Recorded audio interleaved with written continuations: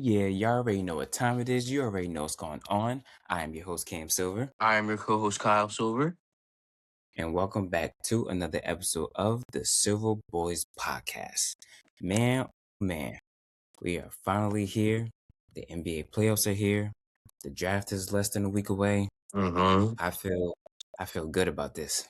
Man, yeah, NFL draft is always an exciting time, especially the reports coming out. Might be a trade heavy draft. So I'm excited for that. I love drama on draft day. Yep. Got three full days of drafts, 3 full days of drama. So it's gonna be fun. And then on top of that, like I said, we will be having the NBA playoffs around that same time. So Yeah. the drama will be amplified even more. So Yeah. yes, more than a lot of fun.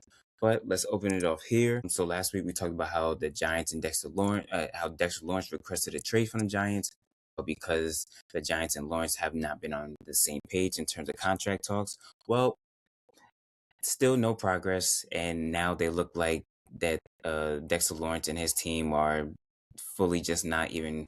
They don't even want anything to do with the Giants right now. So it looks like Dexter Lawrence could more than likely be on his way out. Yeah, he's not even entertaining anything. It looks like by them, maybe they just definitely can't get anything done. They're probably offering him a number that he just doesn't believe that he's worth, and maybe he's worth more, Or you never know what's going on. Maybe just the years aren't right or something like that. Like I said this last week. I'll say it again this week. It's sad, I don't want to see Dex go. Sexy Dex, that's my guy. Big Dex, but it's a business at the end of the day. So you got to take what you can and get it where you can. Yeah. It sucks because Dex is huge for that defensive line. He's huge for that defense and that team as a whole. So yeah, no, that would be if they do trade him away. Hopefully, they get something back that is Mhm. either a good defensive lineman or just something like a draft pick or whatever the heck that can help them out in the future. So Yeah, yeah, the no, trade is we will the definitely. trade is important, and not letting him go for nothing. I think is really like where they have to get their bang for the buck essentially too for the Giants. Correct. Especially because he is one of the premier, defensive tackles in the league. So And definitely, do not send him anywhere in the division either. Like, don't be sending him to the Cowboys, Giants, or the Eagles.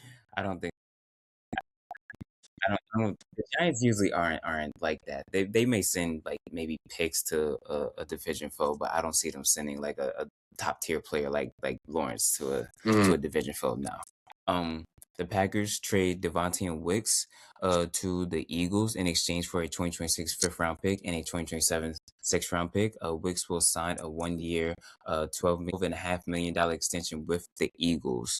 Mm-hmm. So, and by trading Wicks, the Packers save 2.6 mil in salary cap, and they have 8 draft picks this year and could have up to 10 by next year. That's important. That team is crumbling right before our very eyes. So, to have 8 draft picks, that gives them plenty of opportunity to play at the table. I mean, I think that that's important for them because, you need to decide your spot at this point and not to seem, you know, like you guys aren't doing anything the Eagles aren't progressing. So 8 draft picks with maybe 10 coming over the next year and, 2 years is that's huge for them. That really is huge for them. Draft picks turns into capital at the end of the day. Yeah. So that'll be huge for the Packers to see if they can flip maybe some of those draft picks. Maybe they'll just use them and develop some guys if they can. But it's huge for them. For the Eagles side, this is very interesting. They've been stacking up on wide receivers, Mm-hmm. so it almost leads to believe that they could be trading away AJ Brown possibly by June 1st, because that's when the his what's it called his dead cap hits. Mm. Um, that could possibly be something there, even though the owner is saying that they're not interested in trading him, but we all know how that goes. So things change very quickly. Does he even want to be there? Is a big question as well too. You might not want to lose him, but he might not want to be there either. That definitely is something that I have thought about as well, So I mean, especially. go ahead. Oh, I was about to say just especially over like the last year, and just how the offense went from one of the top best offenses to a lower tier offense. So yeah, you never know. Yeah, I mean, something else has to change in that organization. So I'm interested to see if if they do get rid of AJ Brown, and then do they keep nosediving as an offense? That's important too, because then you're gonna have to start looking other places. Because AJ Brown might not have been the problem, because we talked about what the problem might be. Yeah. Yeah, no, we definitely did talk about what the problem could be. So, who really knows at this point? Is it the lack of adjustment from Jalen Hurts? Is it AJ Brown always saying something? Is there other internal things going on? We've heard stuff from like Brandon Graham a couple years ago where he said at first AJ Brown and Jalen Hurts were best friends. Now that's not there anymore. So Yeah. that could obviously be probably the biggest role in it all. So, that's the Eagles. Eagles are a team to really, really look out for because it just seems like the chemistry all around is just not there anymore. Yeah, and like I mentioned last week too, your things aren't buttoned up in that organization. Too many leaks, too many leaks that aren't being stopped, which creates a problem. Creates an organization of distrust. I think as well too. So these 8 to 10 draft picks, they could Yeah, mean anything. They could mean like you have a lot, but what if you just squander them away because your organization ain't where it needs to be? You feel me? yeah, yeah. It is true. It looks like they sacrificed it all for that championship. Put all your cards in one basket, brother. All your eggs in one basket. You reap the benefits. You reap the benefits if there are any. Yeah, yeah, yeah. At this point, right? Yeah. Going off to the NBA, Doc Okay. Rivers is departing as head coach from the Bucks. This year, the Bucks went 32-50 over the last 3 seasons. With the Bucks, Rivers went 97-103 with two first-round exits, and this season, obviously missing the playoffs. The Bucks will pay out Rivers' eight-figure salary for the final year of the 2026-2027 season, though. Wow. I mean, that's good for the Bucks for honoring that deal. But Doc Rivers, I don't think he's gonna get another coaching job, brother. I don't know. This might be this it might be his time, because Yeah, which is a shame, because he is a good coach. He has taken teams relatively far before, but when the Bucks sucked, and there's just no other way to put it, for real. They sucked. yeah, no, they were pretty bad this year. For like the first time in forever. At Hmm. this point, I guess I would say, because we're obviously so used to hearing Giannis's name and hearing the fact that they could be somewhere in the playoffs and how much of a threat they could be. But yeah, Hmm. no, like you said, they were just trash, like That's like, really, and it was weird to see. do you know what it is too? I think it's like I don't. I feel like that team just isn't young. Like they're not. I feel like they haven't got no young cats to develop and like really progress that team forward, or somebody that they have been keeping in the back, and working on them. I failed to see that. I think it's just been Giannis, Giannis, Giannis, Giannis, Giannis. You know, and that's a problem, because but when your star wants to leave, or your team ain't where it's supposed to be because your star isn't doing what he needs to do, is injured or something like that. Yeah, I I mean, gonna that's tough. It's tough, but yeah, like I said, they suck. yeah is like you said, it's been obviously I would say an unhealthy, steady diet of Giannis, but also let's just backtrack a little bit. Let's go back to the fact that they traded away Drew Holiday and they tried to upgrade their offense with Damian Lillard, and that didn't work out. Hmm. Okay, cool.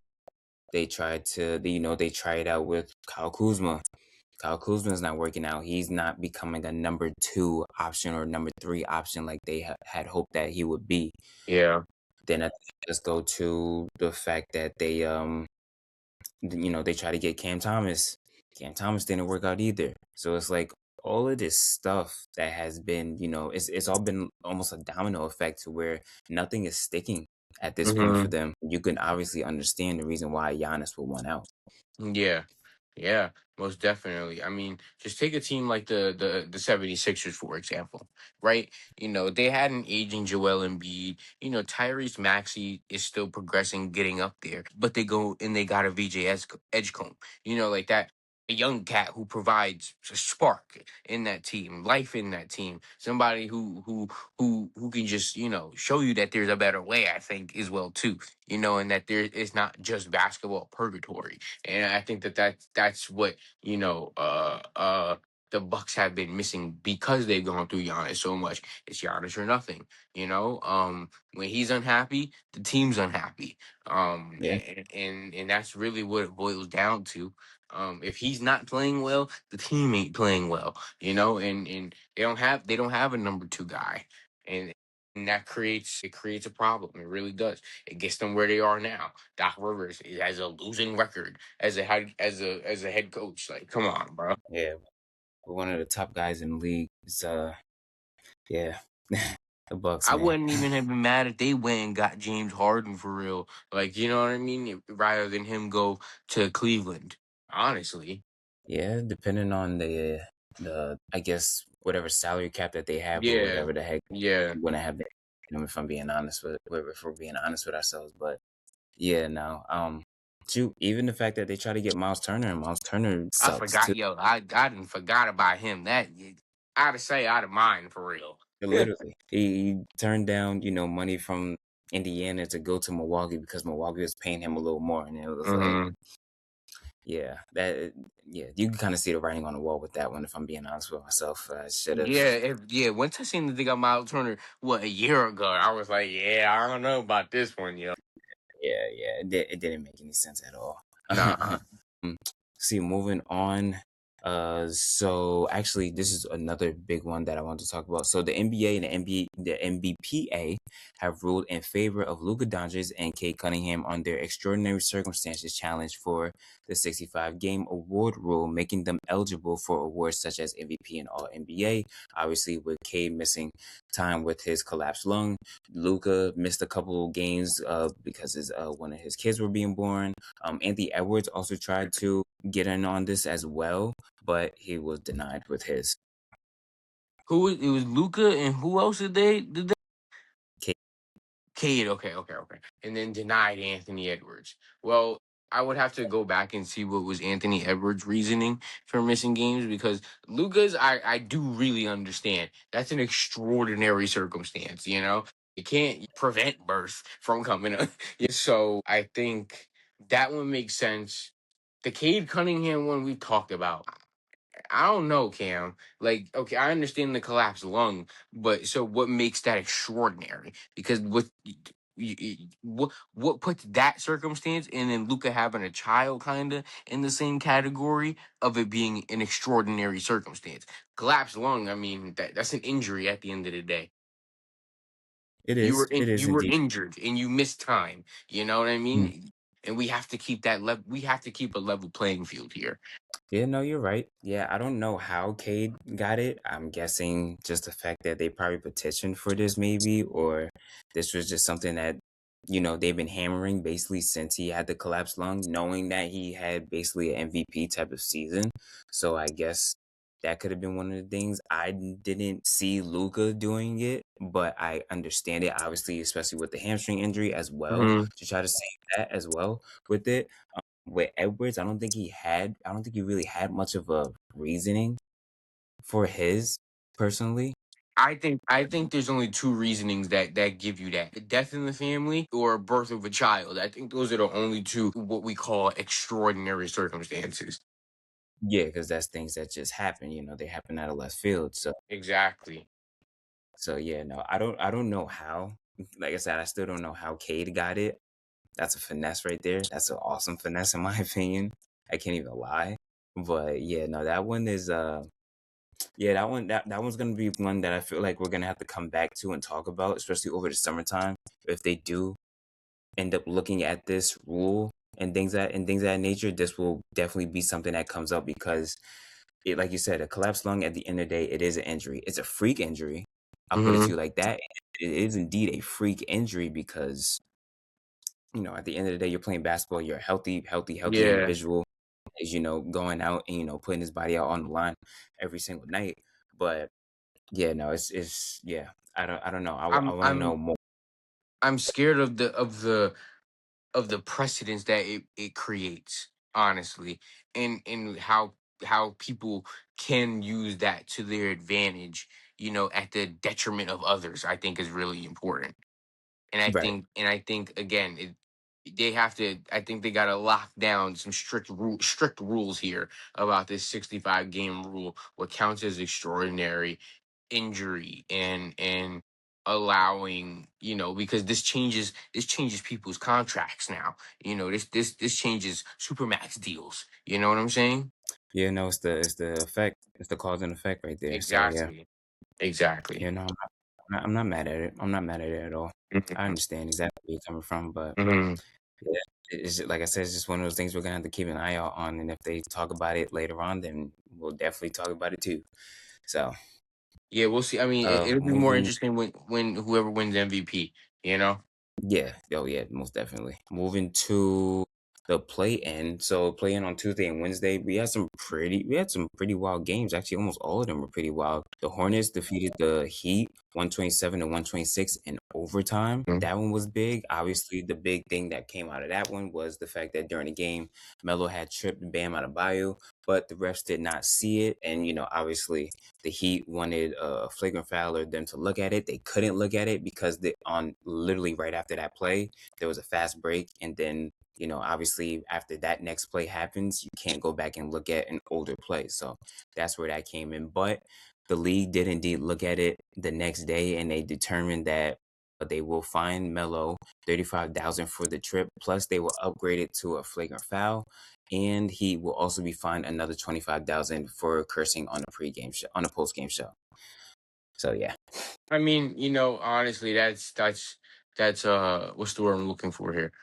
That's probably the best thing that could have happened to him. Just get your little 50K fine, you know what I'm saying, and call it and just keep it pushing. It's not like he's getting suspended for 3 games, so it's good.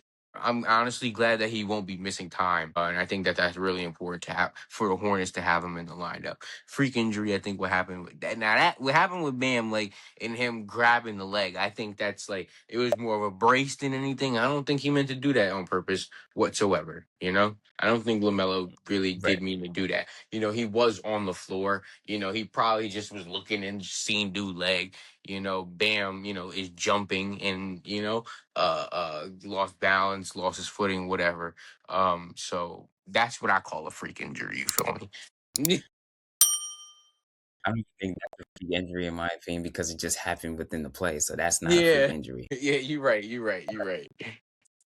But no, I'm happy that Melo won't miss time. I think that the league did put in the right thing, give him the flagrant and then just give him the fine, basically just keep that at bay. Melo's not, let's be honest, he's not like a Draymond Green where if he did it, it would have looked intentional and now Hmm. everyone's in an up. No, it wasn't like I said, it wasn't intentional. It looked like it was accidental. It looked like he was just trying to brace himself because he was on the ground, and then you have a 6'9", 6'10" guy literally over top of you that could step on you. So you have to brace yourself at some point, right? And then, Yeah. like you said, they're already on 1 foot, so that 1 foot that came off the ground, he didn't really have no stability anyway. So he was more than likely gonna fall regardless, in my Hmm. opinion. But maybe him grabbing onto his leg helped. Maybe it didn't. Who knows? We'll never know at this point.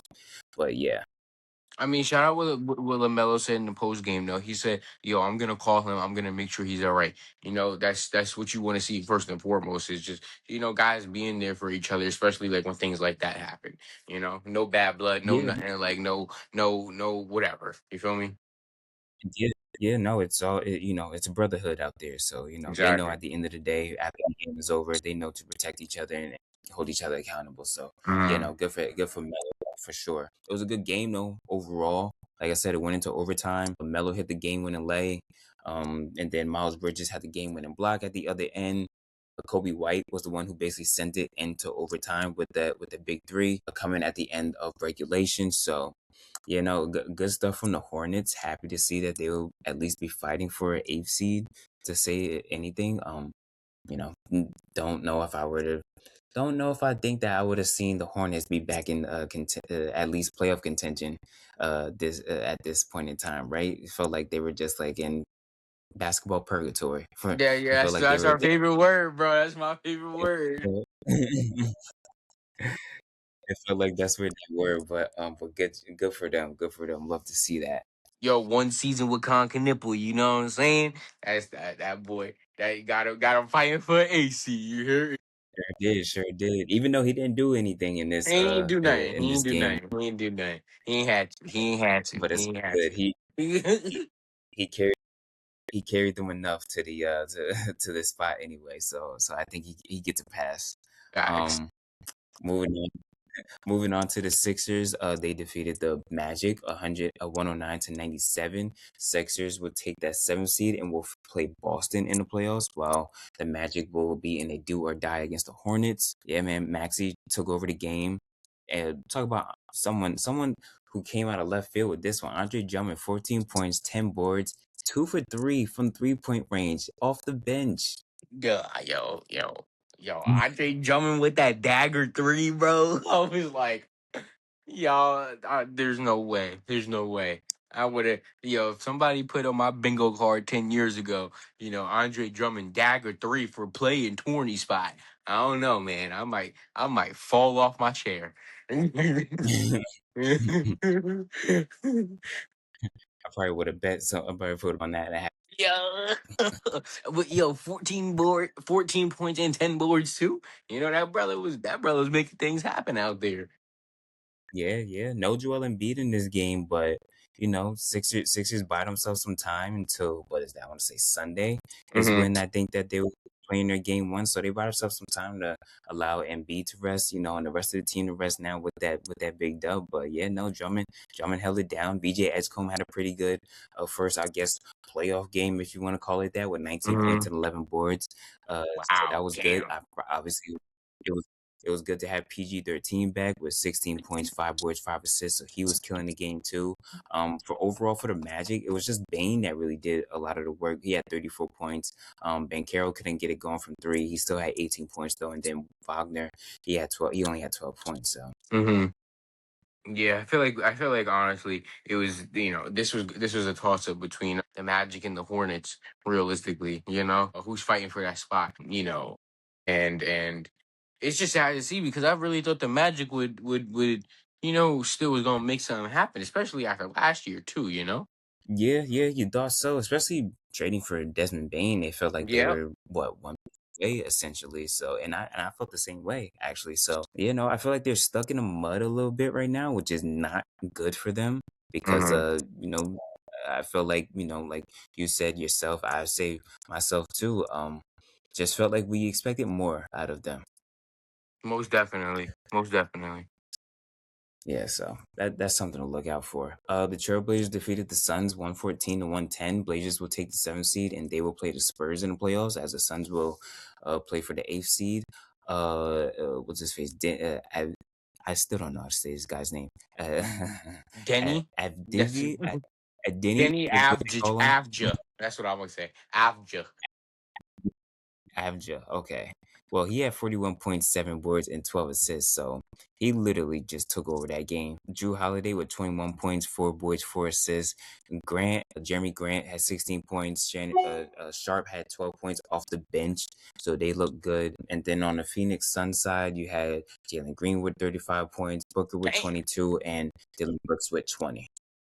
Wow. I mean, so like the Suns definitely could have got it done, but at the end of the day, the team that they was playing was just better. And that's all you could really say about it. I mean, they proved a little bit more.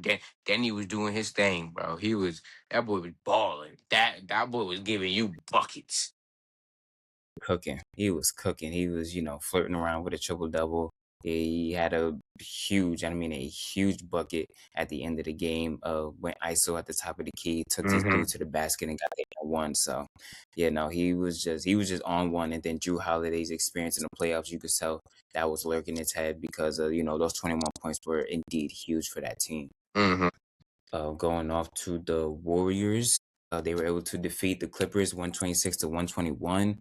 Warriors will now play the Suns for the eighth seed on Friday. Draymond Green, he only had 7.6 boards, 9 assists, but he did hold Kawhi Leonard scoreless for most of the fourth quarter. Kawhi didn't score until I want to say they were about like just over 30 seconds in the fourth quarter. That's Wow. when that was Yeah, that was the first time Kawhi had scored around that time. Who else? Curry went crazy in the second half. He had 35 points. He was 7 12 from three, but he scored 27 of those 35 in the second half. Like he went completely crazy on that one. Al Horford came crazy off the bench, 14 points, 4 for 7 for three. And then, on the Clippers side, Clippers, guys did good. Garland had 21 points with 5 boards, 8 assists. Bennett Mathurin had 23 points, and he was 5 for 6 from three. Kawhi, he had you know, he had a good amount of his points, like I said, until the fourth quarter when it was kind of locked down. Draymond Green showed Mhm. everybody why he will be one of the best defenders, to ever play this game. He showed why everybody he's going to be in the Hall of Fame for sure. Yeah, I second everything that you just said right there. Steph just had one of those monster games. You could chalk that up to Steph having a monster game, and just showing everybody how much this really means to him still too. And that's Oh, important. That boy's still a competitor, and I love to see it. He makes the playoffs. He makes the game of basketball better being in the game. no, heck yeah. Love having him in the game. Like I don't know, he's one of the players that still to this day I just love watching. I get so excited to watch him play. How can you not, man? How can you not? Heck yeah. Yeah, no. So we're coming up on the end of this episode of playoffs starting up on Saturday. Basically, who do you like? Who don't we like? What we got going on? I'm a ride or die behind my Hornets. You know what I'm saying? I'm gonna definitely ride or die behind them. I like that team a lot. I'm interested to see what Portland will do with the Spurs. I think that they could low key get 2 games. I do think Portland might be able to get 2 games. Interesting. I really wholeheartedly believe that. Whether they take it any further than that, I doubt. But I do think that they have enough in there to maybe get 2 games. For this playoffs, I'm looking to see the Spurs progression, their discipline, and uh just can they focus in and can they score when they need to score in the bottom of the fourth quarter essentially. You feel me? Yeah, I like that. Yeah, I'm looking for the Spurs progression. I believe the Nuggets Timberwolves series could possibly go seven. For Mm-hmm. sure. I'm hoping that the Lakers could just at least get one, maybe two, against the Rockets, knowing that they have a depleted team, even though Luka is supposed to be flying back to the States after he was getting treatment on his hamstring out overseas to try to Mm-hmm. speed up the process. We'll see what the Thunder obviously look like. Depending on who they get for that eighth seed, Pistons, I expect them to have a pretty big, to have a good deep playoff run. I expect them to go to the conference finals. If I'm being Mm-hmm. honest, um, we'll see where Cleveland is going to be at. Mm-hmm. Raptors are back in the playoffs. That's what they have. The Knicks. We'll see what's up with the Knicks and the Hawks because the Hawks they're a funny matchup for them, sadly. But I think the Knicks should be able to get out of there with five, hopefully six, if anything.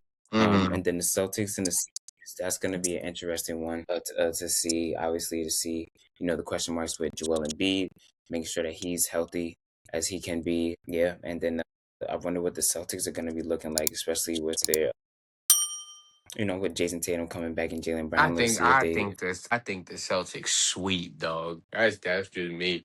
That's just me. they Gentlemen should. sweep if anything. Gentlemen if anything. Yeah, no, that's not a hot take. They should. It's kind of Mm-hmm. expected, if I'm being honest. Yeah. Well, at least in game Yeah. one, they're 12-point favorites. Mm-hmm. Yeah, no, you're not saying nothing crazy.